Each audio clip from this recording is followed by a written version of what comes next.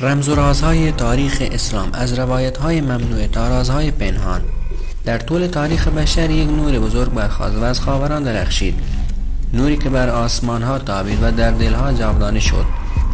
این نور اسلام بود. تاریخ اسلام داستانی از صبر و شجاعت، عدالت و آزادی، علم و فرهنگ است که تا به امروز بر بشریت تاثیرگذار بوده است.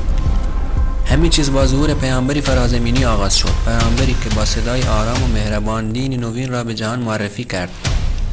اسلام دینی بود که بر اصول اعتقادی ساده و محکمی بنا شد و پیروان خویش را به عبادت خداوند یگانه و استقامت در برابر نیازهای جسمی و روحی ترغیب کرد.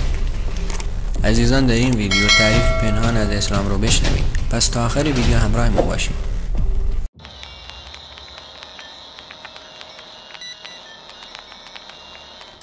مسلمانان بر این باورند که خدا قرآن را از طریق فرشته به نام جبرئیل به محمد داده است. مهمترین آموزه‌های اسلام توحید، معاد و نبوت است. به باور مسلمانان، اسلام کاملترین دین جهان و خدا بر همه پیامبران وحی فرستاده و محمد آخرین آنان است. مسلمانان محمد را بازگرداننده ایمان توحیدی خالص ابراهیم، موسی، عیسی و دیگر پیامبران می‌دانند. اسلام اعمال مختلف را در قالب 6 دستور واجب، مستحب، مباح، حرام، حلال و مکروه برای پیروانش وضع کرده است و مهمترین اعمالی که در اسلام مورد تاکید قرار گرفته است روزه، نماز، حج و زکات است. مسلمانان با ادای شهادتین اسلام را میپذیرند. اسلام دین قانون و عمل است، نه ریاضت و رهبانیت. مسلمانان میتوانند مستقیما دعا کنند و لزوما نیازی به واسطه فیض نیست. مسجد تنها مکان تجمع است. اسلام پس از ظهور به سرعت دینی فراگیر شد و مردم را با دعوت و جزیه به مسلمان شدن تشویق کرد. محدودیت‌های دینی برای اقلیت‌های دینی در جوامع اسلامی بسیار دیده می‌شود. گستره جغرافیایی اسلام از صحرای بزرگ آفریقا تا جنوب شرق آسیا است. تاریخ اسلام از عربستان با بعثت محمد بن عبدالله در قرن 7 میلادی آغاز شد. بر طبق باور مسلمانان محمد فرستاده خداوند بود و قرآن نیز معجزه‌ای بود که به همراه داشت. توسعه تاریخ اسلام بر ساختار سیاسی، اقتصادی و نظامی چه در خارج و چه در داخل جهان اسلام تأثیر گذاشته است. اسلام دین یکتاپرستانه و یکی از ادیان ابراهیمی جهان است. پیروان این دین را مسلمان میگویند. مسلمانان بر این باورند که خدا مستقیما بر بسیاری از پیامبران وحی فرستاده و محمد آخرین آنها است. اکنون اسلام از نظر شمار رسمی پیروان در مکان دوم پس از دین مسیحیت جای دارد. کتاب دینی مسلمانان قرآن است که بر باور مسلمانان محمد بن عبدالله آن را به وسیله وحی الهی دریافت می‌نمود و آن را به مسلمانان ابلاغ می‌داشت. دین اسلام عمدتاً به دو مذهب سنی و شیعه تقسیم می شود که هر یک از آنها زیر شاخه‌های متعددی را دارا می باشند. قبایل عرب بر اساس تبر و نژاد به دو گروه جنوبی یا یمنی قحطانی و شمالی عدنانی که خود قبایل و شاعر مختلفی داشتند و در مناطق تهامه، نجد، یمامه، حجاز، شام و عراق پراکنده بودند تقسیم می شدند.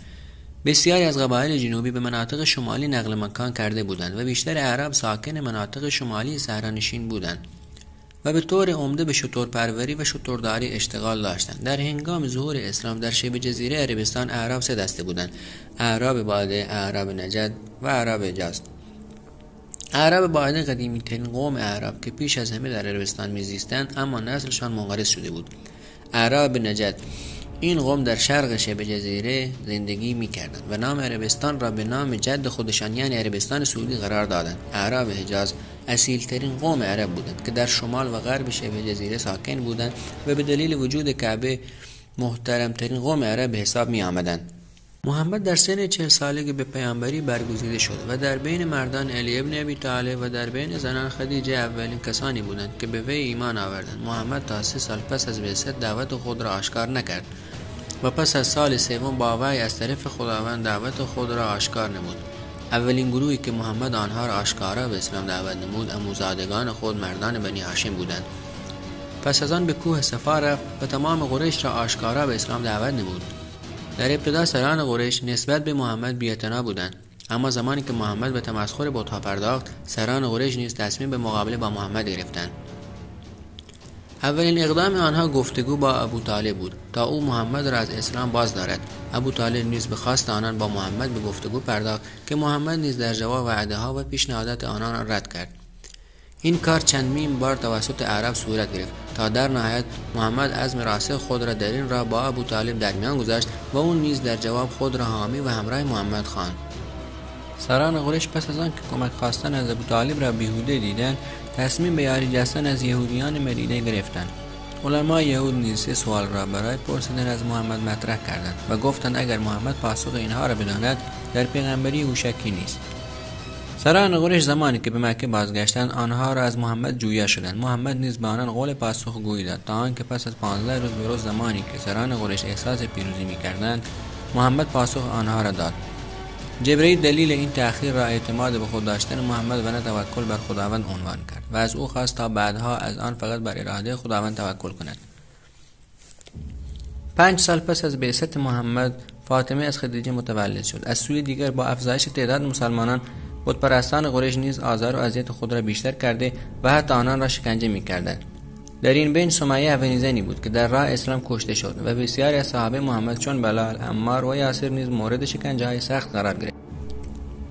سال هجرت محمد از مکه به مدینه 13 سال پس از بعثت در سپتامبر 622 میلادی ربیع الاول شهریور سال اول هجری مبدأ تاریخ مسلمانان موسوم به تاریخ هجری می باشد که در زمان خلافت عمر بن خطاب وضع گردید. امیدوارم که از این ویدیو خوشتون اومده باشه. در ادامه با ویدیوهای بیشتر ما همراه باشین، با ویدیوهای جذابتر، کاملتر. پس برای حمایت از کانال ما تاریخ پنهان رو سابسکرایب کنید.